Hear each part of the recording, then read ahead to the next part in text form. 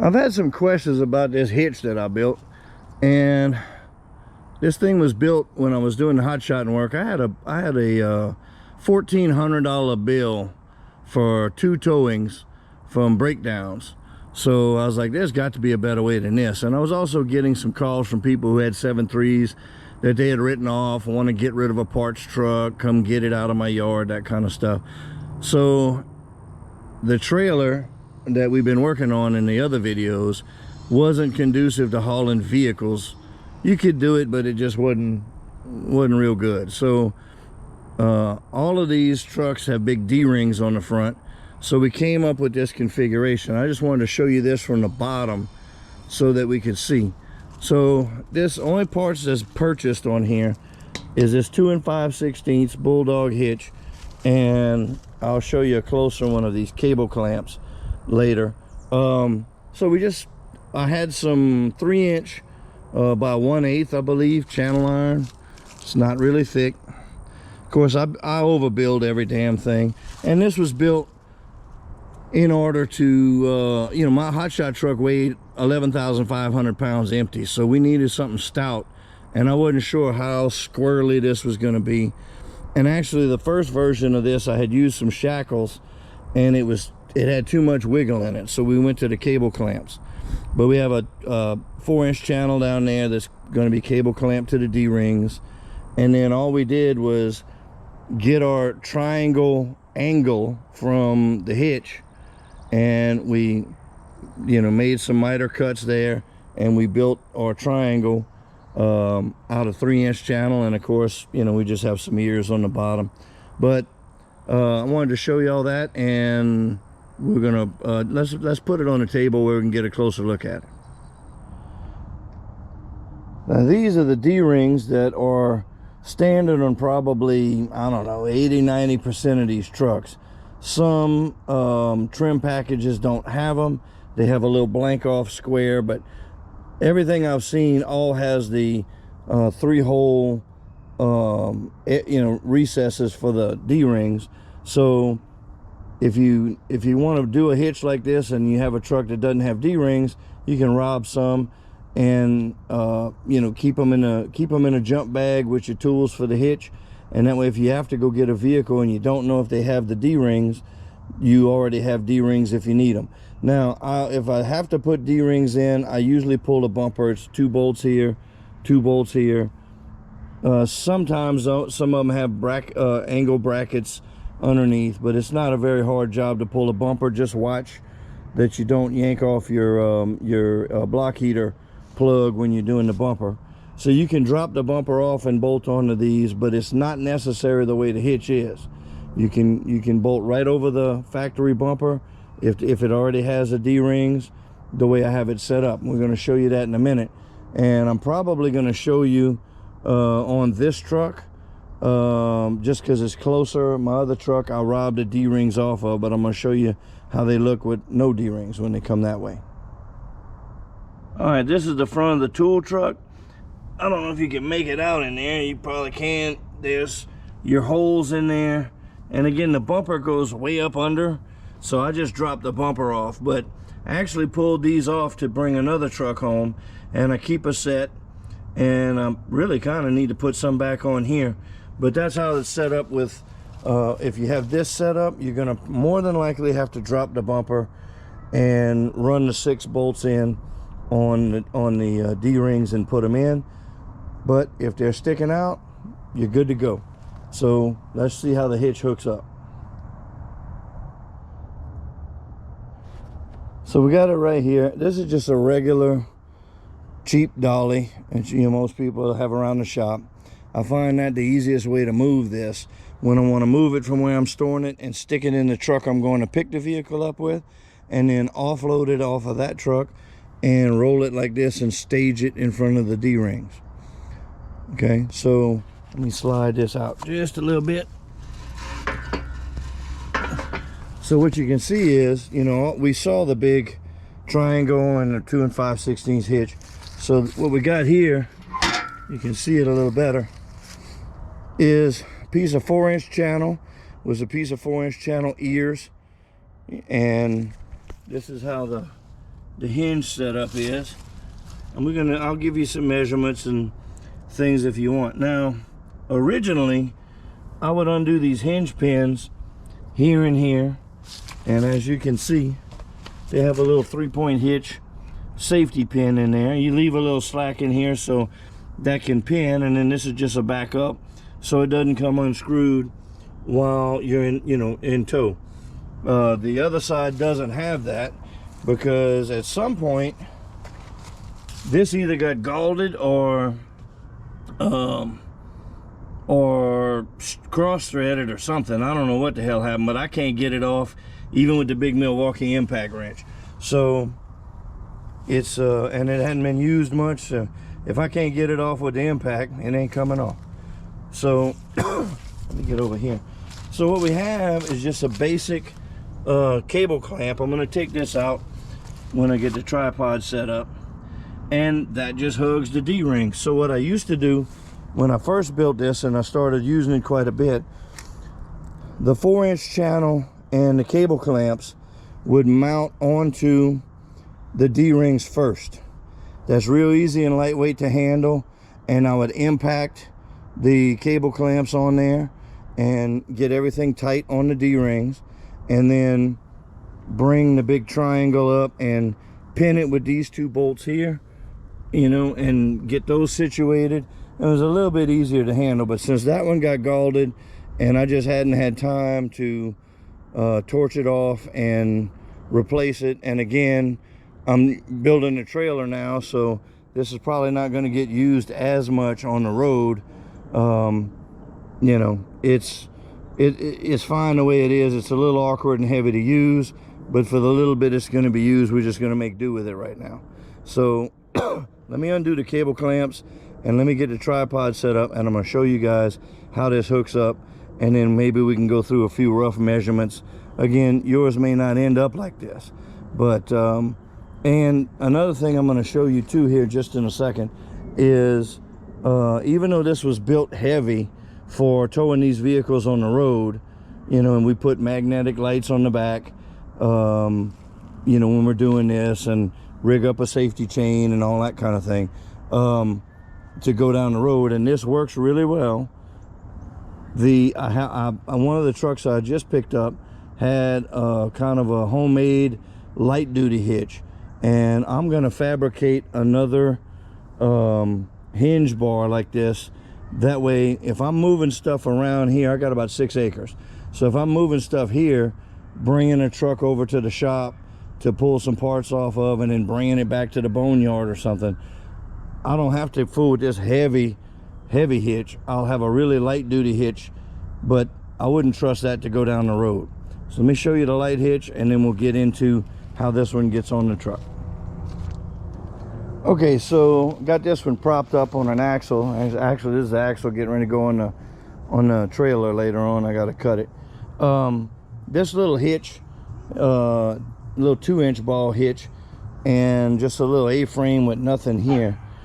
We saw it earlier in the trailer video where I kind of flush cut a square angle on the ends.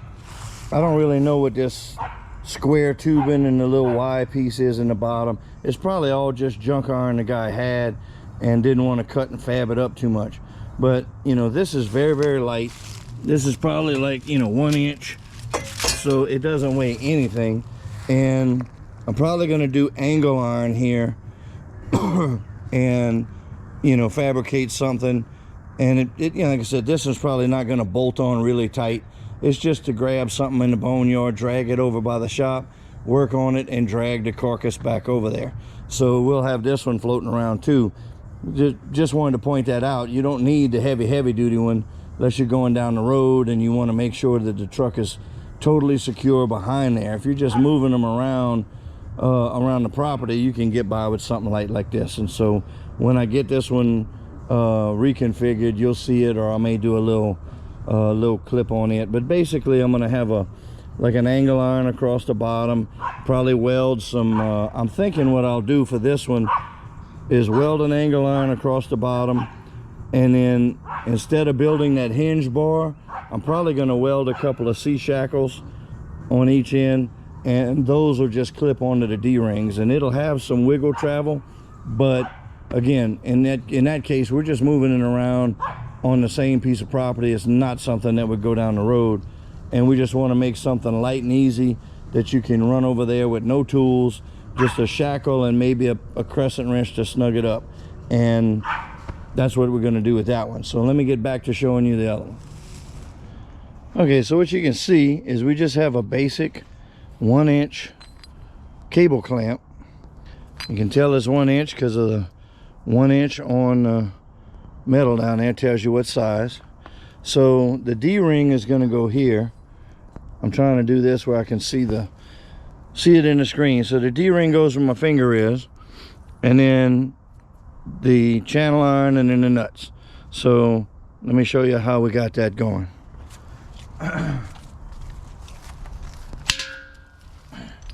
Again, it's a little tricky to do by yourself, but you know, you got to do what you got to do. Let me go around.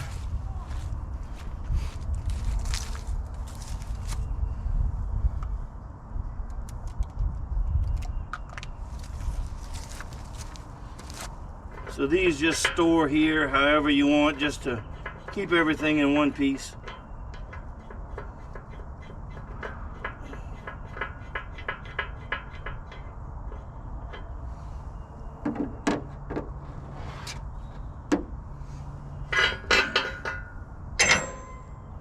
So the way this is going to go is we're going to put the saddle on, and then we're going to lift this and stab it, start a couple of nuts, and do the other side. And sometimes that's easier said than done. Sometimes it's not. Depends on the mood that the hitch is in that day. So let's take a look and see.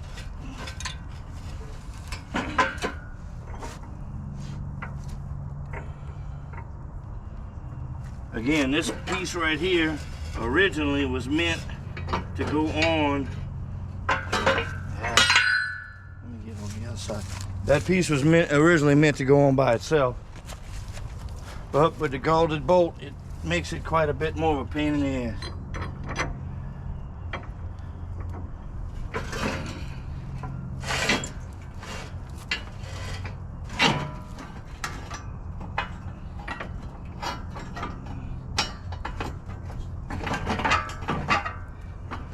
Come on, get in there.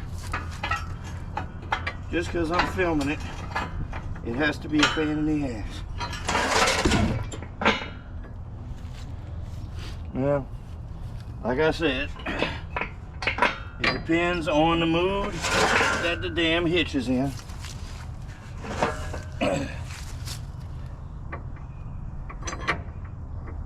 Two people with this is not a problem, because you can lift this channel iron up square.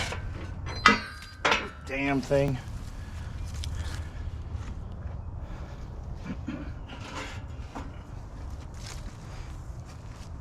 Alright, so we're gonna regroup, stab this. I'm gonna try and lift from the middle, but it's gonna be a pain in the butt because this isn't gonna want to lift. Let me see what I can pull off. And it's been a minute since I put the damn thing on, so once again, it's way overbuilt.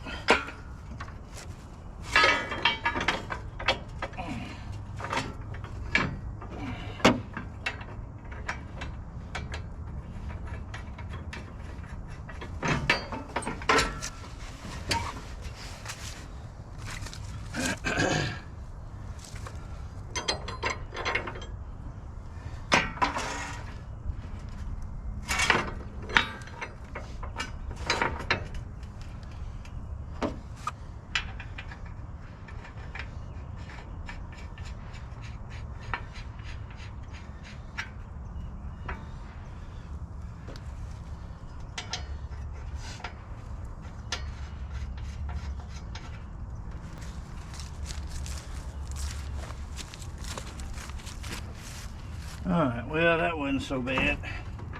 I hadn't used this in a while, so I forgot my technique.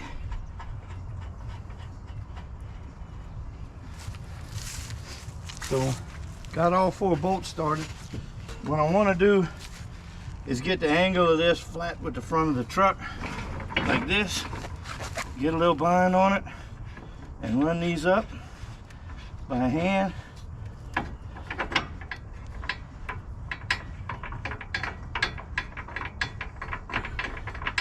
I'm gonna buzz them up with the impact in a little bit. It just kind of helps true everything up, and it's gonna point a little bit down because of the way the D-rings are shaped. It still gives you plenty of hinge travel up and down to the truck. The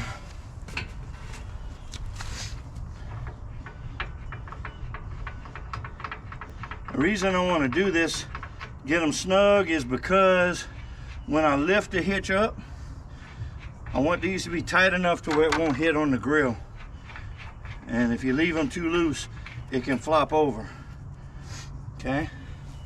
So, I don't know if this impact's gonna work because I can't find my 1¼ inch deep. We got an 1¼ inch shallow. It may work. So we pick her up,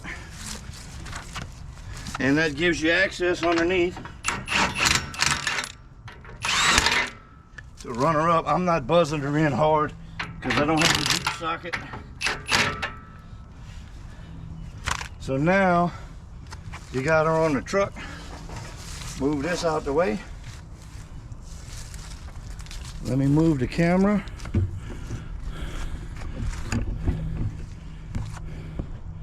And show you. So once you buzz those up good and tight, again, I don't have the right socket. So once these are good and tight, this is all secured. You're still gonna need to run a chain as a safety chain. You can configure that however you want. And what I'll do is take the hitch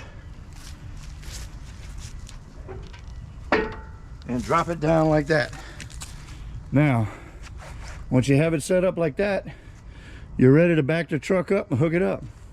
Now you have to get straight on it because the nature of this game, you have no wiggle room like a trailer where you can grab it and shake it. So you want to be, let me get over here, there we go. You want to be dead center, get it on there, lock it on, pin your setup. I just plug in some lights, run my, I have some magnetic tow lights that go on the back. Zip tie your wire around here, tuck it over the mirror, run it in the back, put you some magnetic lights on it, and you're good to go. Got a little safety chain. Again, I'm not going through all the hoorah hooking it up to a truck, but you will sometimes have trouble with getting this lined up on the ball. If you get it on the ball and your hitch won't lock, put the truck in neutral and roll it forward, and this will kind of line itself up, let you close it. Now, one important note: if you have a standard, you can throw it in neutral and go. And I believe if you have an automatic and you have a transfer case, then you can put the transfer case in neutral and go. But on the automatics, it's critically important that you have no connection from the rear axle to the transmission. So I'm told that by a friend of mine who has a towing setup with an automatic, and he's towing a Jeep, that if he, you know, the automatic he'll put in neutral, the Jeep he'll put the transfer case in neutral, and he can tow from there. If you're in doubt, you do not want to spin the automatic transmission in a towing capacity without the truck running, because there's no fluid moving in the transmission, and you will blow up a transmission in as few as little as a mile or two, unless you're at crawl speed. So if you hook this up, throw your automatic transmission into neutral and jump on the highway, within a mile or two you burned up the transmission. So what I end up doing on the automatics is, and because I haven't purchased any four-wheel drives yet, so I'm not too, I'm questionable on the transfer case. Any of you four-wheel drive guys want to comment, but I'm understanding that a transfer case in neutral is going to disengage the front and the rear axles to be able to back drive the transmission. So that being said, I haven't done that yet. What I do on the automatics when I'm buying a two-wheel drive is I'll just slide under the back of the truck and disconnect the drive shaft, tape up the U-joint so I don't lose the cups, and strap the drive shaft up out of the way. And that way there's no chance that the rear end can drive the front of the truck and turn the transmission. And then you just put the truck in neutral, leave the key on so that your steering wheel is not locked, and this will trailer behind you just fine. Again, when I first did this, I had shackles here and it was way too much wiggle. It was easy to hook up, but it was way too much travel. Now what I'll usually do on this, the only thing that I'm not showing, let me make sure it's getting in the camera, is with my deep socket, which is in one of these trucks, I don't know where it is, I'll tighten these up and then I'll put a jam nut on the outside. Or you could drill it and put a pin, a 3-point hitch clip pin, as a backup. You don't want to just roll down a long distance with this. If that loosens up, you're going to lose the truck. So again, this is not a factory tow setup. This is just what I've used. I've pulled about a dozen trucks with it, and it works out pretty well, at least for me. But again, I'll double jam, I'll jam nut all of the, I got 4 more nuts that go in here to jam that in, and I'll impact those. And you tow it 10 minutes, pull over and check everything. And if you got a good ways to go, and most of the stuff I'm doing is within 40 minutes, maybe an hour from home with this. And the further stuff that I want to get into is why we have the trailer project going on. So let me get a tape measure and we'll shoot a few little measurements on this to get y'all started, and that should give you all the information you need should you want to build one. Because like I said, I've had several questions on it, and a recent question made me decide to go ahead and put the video out. So let me grab a tape measure. I'm gonna do one measurement this way. I'm gonna fold it up where you can see the rest. So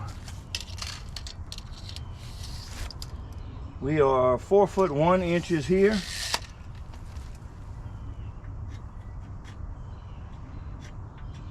Four foot 1. To get past the D's enough, you could go 4 foot. And then these are gonna just be 4 inch, I think. Yep. So those are 4 inch. These ears or pad eyes are 7 inches long. Okay, so 4 foot 1 inch wide here. This is 4 inch C channel, 7 inch 7 inch by quarter flat bar, and a 4 inch ear. And let me fold her up.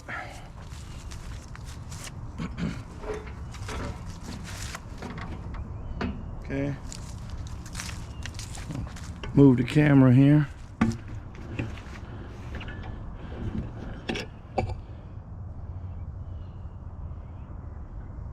Excuse the dirt on the truck. Most of the ones I've been picking up lately come with that free. Okay, so again, we are 4 foot 1 inch across here. The center is going to be 39 inches. These angles, max length 43 inches.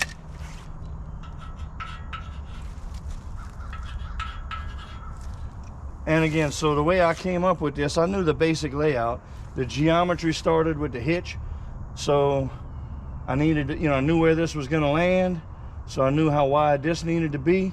That gave me my miter cuts here, and I just made the triangle to fit the angles of the hitch. And then, I wanted to have a little gap on each side so I could get a good weld, things wouldn't interfere. And again, I didn't want this thing 12 foot long. It's already plenty heavy enough. So that'll get you started if you're interested in the hitch. It's like I said, it's worked good for me for about a dozen trucks, and it's very simple to have. If you're not picking up old beaters and dragging them home like me, It's a good thing to have if you got a shop and you got some scrap iron. You know, if your truck breaks down, you know, I mean, we all know these are Fords. I'm just saying, hypothetically, if your truck should break down, you know, we're not rolling Chevys, but okay, so if your truck breaks down, you can grab another buddy's truck and this hitch and go recover your own truck. Hook it up, pull the drive shaft if it's an automatic, throw it in neutral if it's a bolt action, and tow that baby home. Save yourself $400 or $500. 1 month I had a $1,400 tow bill on 2 trucks. So this already was a thought, and it was built originally so I could go get my own trucks off the road when I was hotshotting, should I have a breakdown, and not have to pay a damn wrecker to come do it. Because we were in state, not that far from home most of the time. So I said, we got the scrap iron to do it, we'll build it, and we can recover our own truck. And then now that we're playing with 7.3s, it comes in handy to go get them. So again, we'll probably be using the trailer more than this, but this is also handy. And you know, should you have, say this is a parts truck and you got limited space by your shop, leave the hitch on it, and then you can put it out of the way when you need to get it close to the shop to rob parts off of. Hook it up, back it up, and you know, when you're done with it, you can take the hitch off. And again, you don't have to take the bumpers off to do it. And if you're missing D-rings, or if you have the opportunity in a salvage yard, I would grab a spare set of D-rings and bolts, and that way, if you go to pick up a truck and the truck you want to pick up is minus the D-rings, you're still in good shape. Have a little grab bag with your, these are 1.25" sockets for the cable clamps, and I think we were maybe 15/16 for the hinge bolts. Have it set up where these are removable. You know, again, I just haven't redone mine. That way you can put the channel on first, and then it's much easier to lift the triangle and pin one side and the other side than the fight you saw me have earlier trying to lift the channel, keep it level, and stab dual bolts because the angle's off there. Stabbing one bolt, you don't have to be that close with your angle. All right, guys, anybody has any questions about the hitch, hit me up in the comments. This little girl right behind there, we're going to be talking about her here in the immediate future. Guess that's kind of a what do you call that, a spoiler alert, but we're going to get into that. So I'll introduce you to this rig. We've already done a few things to it. We got some things coming up for it, but that's the hitch in a nutshell. You got any questions, hit me up and in the comments, and we'll be happy to kick it around. Other than that, thanks for watching. We'll see y'all on the next one.